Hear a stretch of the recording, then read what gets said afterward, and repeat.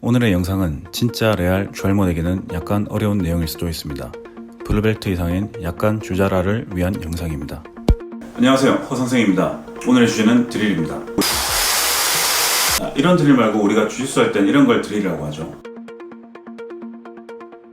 그런데 이 드릴의 정확한 용도와 의미를 정확하게 알고 계십니까? 원래 목적에 맞게 훈련을 하고 계십니까? 90% of the athletes I meet in the sport of wrestling don't understand drilling. 드릴을 효율적으로 운동하고 계시다면 다행이지만은 제가 관찰한 결과 그리고 많이 경험해본 결과 많은 분들이 드릴을 그냥 단순한 몸동작 반복 훈련 정도로만 이해하고 계시는 분들이 많이 있는 것 같습니다. 물론 몸놀림 요소도 드릴이 우리에게 주는 많은 좋은 기능들 중에 하나입니다. 요즘 인터넷에 있는 인스타그램, 페이스북에 있는 많은 화려하고 멋있는 기술들, 드릴을 통한 단순 반복 훈련을 거치면 해당 기술에 대한 이해도가 좀 더 깊이 연습할 수 있습니다.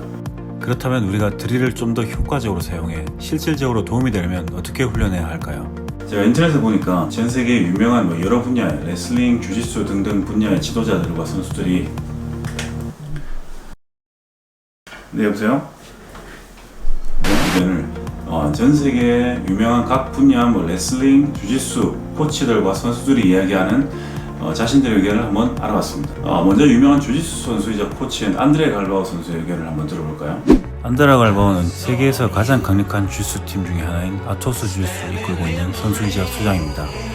2005년에 블랙벨트를 사받았으며 우리가 흔히 아는 유명한 선수들은 다 싸워봤고 이겨봤으며 지금도 이기고 있는 현 주짓수 레전드 중에 한 명입니다. But now, like, you are drilling a way that you go step one, and then the guy react, boom. Now it's step two, boom. You gotta like do one thing, reaction, do other thing. So you always like constantly reaction, and this is like a nice way to drill as well, of course.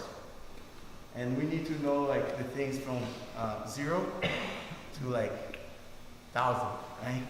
So you start like in the 0, of course, like learning how to hold, how to control. A little by little, you start to add in things. And watch judo, wrestling, like old grappling fight sports. The way they drill, it's like in a point that jiu-jitsu will be one day, and jiu-jitsu is not there yet. Because if you see like stand up, like if you see like a judo fighter drilling, right? So they grab the guy is here, and they go like, they go with nice grip, the nice setup, good muscle. Like really like stimulating the fight. It's a drill. It looks like a fight. Because you're drilling to fight. You're not drilling to drill. You're drilling to fight, right? And sometimes in jiu-jitsu, when you watch like most of people drilling, right? Let's say this technique here, grab my pants. I gotta do like this on the fight. Like really fast, you know? But when you see people drilling like, oh, okay, time to drill, let's drill, okay. They're gonna be like,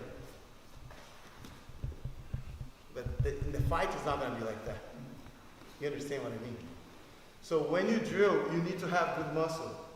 Not that you're gonna hurt the guy, but you need to have the speed and the conception, the way you're gonna do in the fight. You know what I mean? I see some guys drilling, but they drill like lazy, let's say. But when you drill, you gotta like really get on the point that you're gonna do in the way of the fight. But for this, you need to have a good part. Your best go, and they go like, you know, it's like it's not realistic, you know. So you gotta do the things like as close as you can towards the fight. Of course, when you learn one technique the first time, like you guys learned today, something is new for you. You're gonna go slow to feel the position. Like when I learned a Sotogari in judo, right? So I learned this first. Okay, grab it here, and here, okay, and here. 1, 2, 3. Okay, I'm feeling the technique. But once I'm like doing this, and I know how the Uchikomi works or how the Sotogari works, if I need to do fast, I gotta like do really fast. You know, I gotta go like as close as I can to the fight. You understand? So your professor, he wants to see that, you know? Like when you're a beginner, okay, you drill as a beginner. But when you start going like purple belt, brown belt, you gotta start changing, even blue belt, you know? You gotta start changing the way that you're gonna do. You understand? 네, 안드레 갈바의 의견이 있는데요. 정리를 해보면 첫 번째, 상대방에 대한 반응 연습. 두 번째, 상황 추가. 세 번째, 현실성. 네 번째, 변화. 이렇게 정리를 할 수 있습니다. 중간에 역사가 오래된 운동인 유도와 레슬링을 중간에 비교하는 것이 인상적이었습니다. 그러면 다른 운동, 안드레 갈바 선수가 방금 얘기한 좀 더 역사가 오래된 유도나 레슬링에서는 드릴을 어떤 식으로 이해하고 수행하고 있습니다. It's drilling is the main building block. And what I mean by that is most kids are taught a move. Okay, let's teach the single. Let's teach a setup and let's teach a single leg. And what do they repeatedly do? They repeatedly do the same setup with the same single leg, with the same finish. Instead of teaching the kid, okay, we have 8 main setups that pretty much go with all our foundation moves on our feet. High C, double single. And as a coach, you'll stand and say, okay, drill singles. And if you repeatedly see the same guy doing the same setup and the same single leg finish over and over again, he's not going to expand past that point. There's all kind of scrambles that happen from those positions. So it should be, okay, single leg with a collar tie, single leg from a front headlock, single leg from a reshot, fake a shot, single leg. Okay, what about the finish? Okay, single leg run the pipe, single leg change off. So it's important that the stuff you incorporate it into your drill session. For me, live wrestling was a small part of me training. Probably my workouts revolved around 70 to 80% of drill practices. And if you're doing it correctly, your heart rate will go higher. You'll sweat more drilling properly. If my opponent's giving me resistance, live wrestling is that finishing product that kind of sharpens the tip of the spear. The drilling is where it's coming from here. So my feeling is your training should revolve 70% around drilling. And, the last 30% is where the live wrestling, when we're talking about actually being on the mat. 레슬링 NCAA 디비전 1을 수차례 우승한 레슬링 코치의 의견이었습니다. 이분도 마찬가지로 첫 번째, 정확한 상황 설정. 두 번째, 해당 상황에 대한 나의 반응. 세 번째, 현실성. 네 번째, 변화.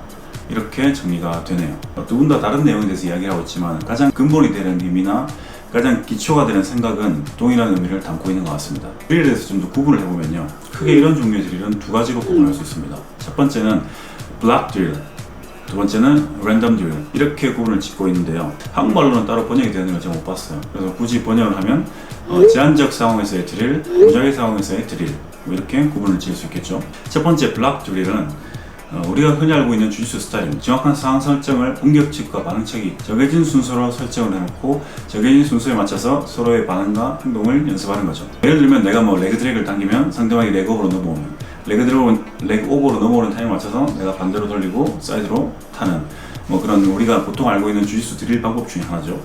그리고 랜덤 드릴은 똑같은 상황들이지만 변수들을 바꾸는 겁니다. 예를 들어서 똑같이 레그 드랙을 하려는 상황입니다. 하지만 여기서 변수들은 크게 첫 번째, 상대방의 반응 동작, 두 번째, 상대방의 반응 타이밍, 세 번째, 나의 레그 드래그 테크닉, 네 번째, 상대방의 바디 타입으로 나눌 수 있겠죠. 그래서 첫 번째인 블락드 드릴처럼 정해진 순서와 상황 설정을 그대로 서로가 따라서 가기보다는 큰 그림, 그러니까 레그 드래그로 가기로 한 딱 기초 상황만 설정해 놓고 정해진 순서, 기술, 타이밍 이런 건 없이 나머지 부분은 스파링 같은 상황으로 만들어가는 거죠.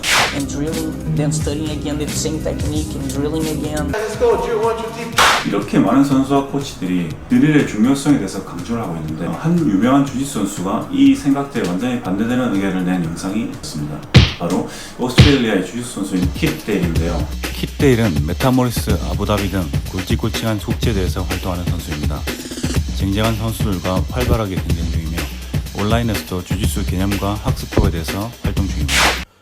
In almost a year, I haven't really done any time drilling. If you've ever been to a class that I run, or if I've ever been in your class, you'll notice I don't spend much time doing the techniques, and a lot more time in the specific training or in the roles and stuff like that. And there's a reason to my madness. If we look at drilling, okay, so let's say we talk about drilling, and the way most people do it is you drill a certain technique and you might drill it 50 or 100 times, and then you'll change technique and do something else.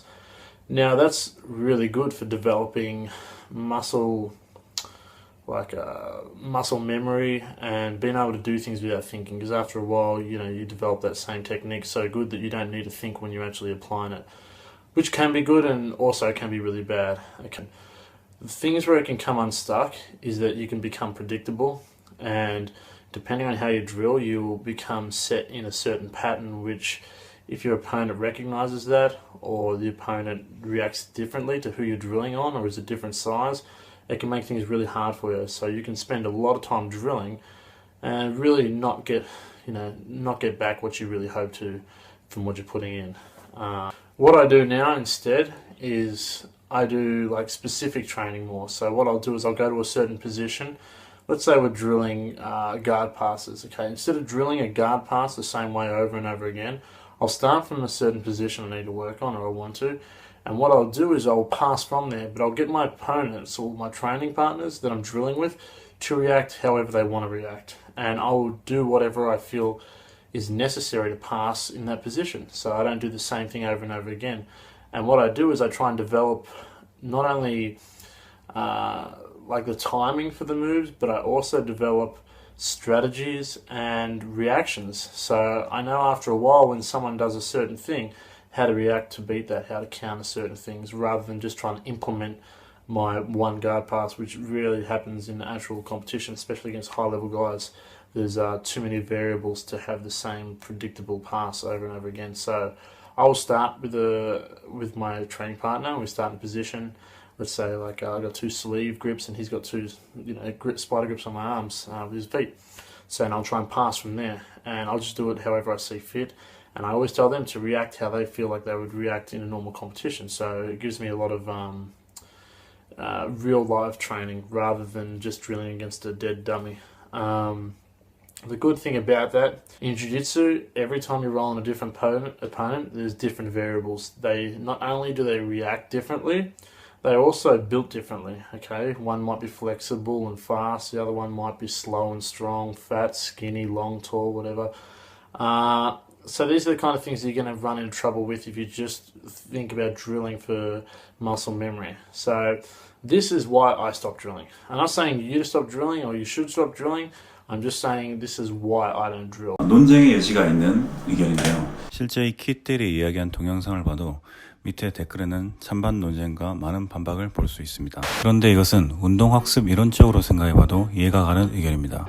피츠와 포스터라고 하는 학자들이 주장한 운동학습의 3단계가 있습니다. 첫 번째 인지 단계, 두 번째 연합 단계, 세 번째 자동화 단계. 주짓수로 예를 들어보면 흰 띠와 파란 띠일 때 각 포지션과 기술에 대해서 인지 단계, 연합 단계를 거치겠죠. 그리고 퍼플 벨트와 브라운 벨트가 되면 여러 포지션에서의 자동화 단계가 이루어지고, 블랙 벨트가 되면 거의 모든 포지션과 기술들에 대해서 자동화 단계가 이루어질 것입니다. 쉽게 얘기하면 흰띠 스트라이프 2줄일 때는 삼각 조르기 걸는 데만도 한참 시간이 걸렸다면 보라띠 정도 되면 삼각 조르기에 이렇게 들어가는 기본 여러 가지 셋업 방법들, 아니면 피니시하는 여러 가지 방법들이 있고, 컴퓨터처럼 자동화 단계가 이루어질 겁니다.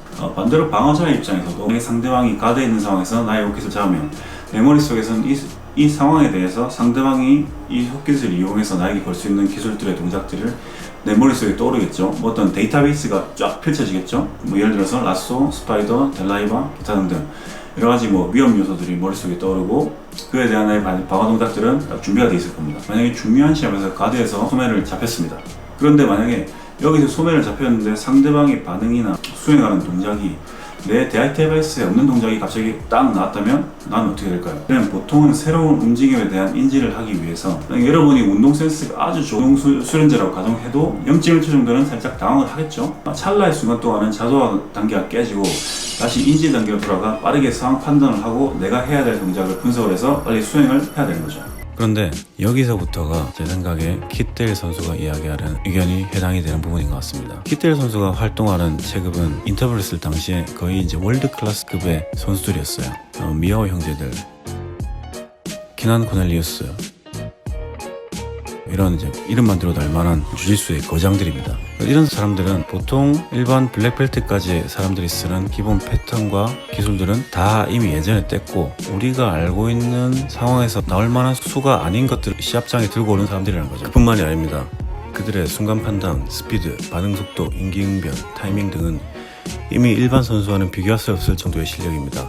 다시 말하면 어떤 특정한 상황에 대해서 자동화 단계를 만들었다는 것은 연습이 가능한 상황이기 때문에 반복 훈련을 거쳐서 자동화 단계를 만드는 걸 거잖아요. 그런데 키난 선수나 미하오 형제들 같은 초인력급의 선수들의 시합에서는 어떤 수가 나올지 알 수가 없어요. 그리고 이들의 운동 능력과 운동 지능, 의외성은 넘사벽급입니다. 그래서 너무 드릴에 의존하면 내가 익숙한 타이밍이나 상황이 아니게 되면 순간적으로 0.1초 정도로 인지 단계 정도로 당황을 하게 될 수도 있다는 거죠. 이런 0.1초 정도 간의 그 당황은 아주 중요한 결과로 이어질 수도 있습니다. 그래서 킥테일은 이런 초인류급 선수들과의 시합에서는 정형화된 드릴이나 정형화된 패턴의 훈련법은 소용이 없다. 그래서 나는 그냥 내 방식대로 훈련을 하란다. 이렇게 이야기를 한 것 같습니다. 의견의 찬반 여부를 떠나서 매우 흥미로운 접근 방법인 것 같습니다. 이렇게 드릴에 대해서 다양한 방법과 각자 전문가들의 의견을 한번 알아봤습니다. 항상 주짓수를 하면서 느끼지만은 정답이라고 생각했던 것이 정답이 아닐 수도 있고 정답이 아니라고 생각했던 것이 결국은 정답이 될 수도 있는 것 같습니다. 그래서 어쨌든 가장 중요한 점은 항상 오픈마인드를 가지고 사물을 받아들이고 새로운 정보와 새로운 것들을 받아들일 수 있는 자세를 가지는 것이 중요한 점인 것 같습니다. 자, 그러면 오늘도 즐거운 주짓수 하세요.